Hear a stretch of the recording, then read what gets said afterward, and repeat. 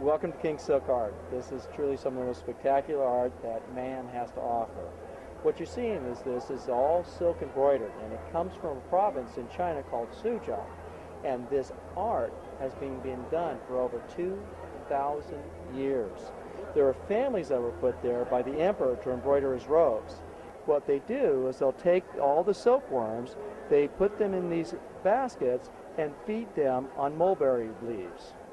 Once the silkworms have matured, they spin into a cocoon. And here's an example of a cocoon stage. The cocoon itself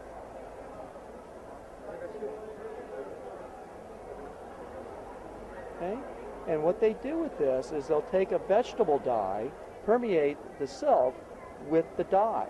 So what you're looking at is an organic to an organic. So the dye becomes a permanent fixture in the silk thread, and so it will never lose its color.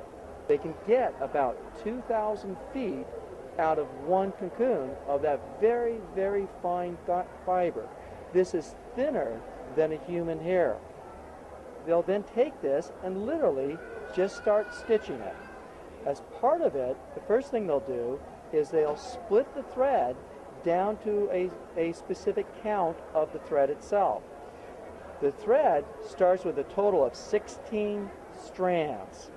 Depending upon the quality of the piece, they will determine how many strands they use to actually do the work. Something like this, like a tiger for example, these top quality pieces will take anywhere from months to years to complete. So if we look, for example, at the back of one piece, and here you can actually see that how lovely it actually is.